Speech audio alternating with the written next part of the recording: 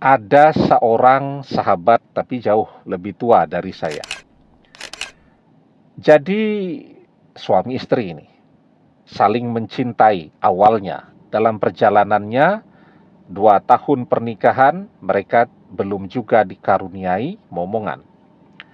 Nah, karena belum punya momongan, rumah tangga terasa sepi. Maka si istri ini mengajak ponakannya yang baru lulus SMA untuk tinggal di rumah mereka dan diangkat menjadi anak, dianggap seperti anak kandungnya sendiri. Tapi kan kalau sudah lulus SMA itu dia sudah dewasa awal kan, 18-19 tahun tuh. Kalau anak gadis itu sedang mekar-mekarnya, sedang memancarkan aura kecantikannya yang luar biasa. Tanpa dia sadari, si suami jatuh cinta kepada ponakannya, si istri ini. Dan backstreet lah mereka. Nah, si istri akhirnya mengetahui bahwa suaminya selingkuh dengan ponakannya. Kalau suaminya selingkuh dengan orang lain itu menyakitkan. Tetapi begitu mengetahui suaminya berselingkuh dengan ponakannya sendiri yang sudah dia anggap seperti anak kandungnya sendiri, itu menyakitkannya jadi double. Ya, kemudian terjadilah perceraian. Dia menjalani masa-masa terberat itu, fase terberat, sementara suaminya memasuki fase bahagia. Menikah dengan keponakan istrinya tadi, dan ya namanya pengantin baru kan, bahagialah. Butuh waktu 2 tahun bagi dia untuk bisa move on. Kemudian belajar membuka hatinya untuk laki-laki yang lain. Dan dia bertemulah dengan seorang laki-laki.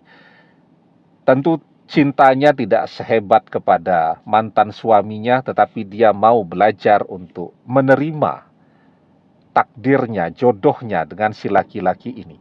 Pernikahan pun terjadi, waktu berganti, 1 tahun pernikahan, dia mulai hamil. Dapat 1 orang anak. Terus dapat anak kedua, terus dapat anak ketiga, dan seterusnya. Saya lupa jumlah anaknya berapa, 4 atau 5 orang.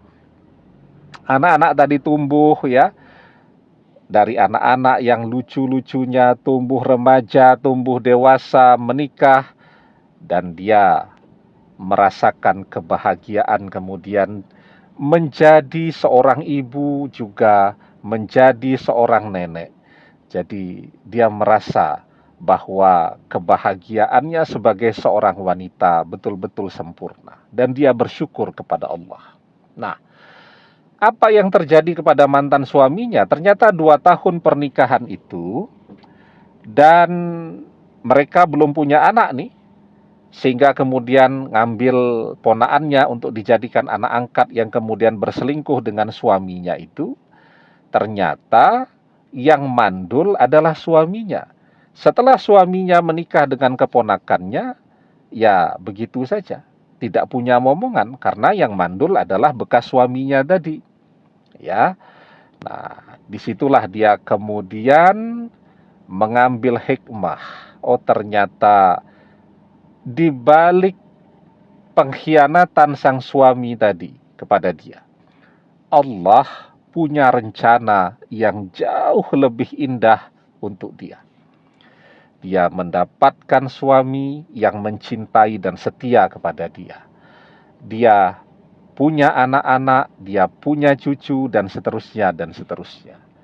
Nah, itulah kenapa kemudian kita diajarkan bahwa sesuatu yang tidak kita sukai pada saat ini, justru itu adalah yang terbaik untuk kita. Mungkin si wanita tadi kan sangat tidak menyukai ketika suaminya mengkhianati dia. Padahal pengkhianatan itu membuka jalan yang terbaik untuk hidupnya bertemu dengan seseorang yang terbaik untuk dia. Wa asa an takrahu syai'aw wa huwa khairul lakum wa asa an tuhibbu syai'aw wa huwa syarrul lakum. Wallahu ya'lamu wa antum la ta'lamun. Boleh jadi kamu amat membenci sesuatu padahal ia amat baik bagimu.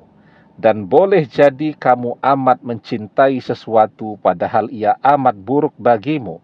Dan Allah Maha mengetahui sedangkan kamu tidak mengetahui. Demikian, semoga bermanfaat. Wallahu a'lam bissawab, billahi taufik wal hidayah. Assalamualaikum warahmatullahi wabarakatuh.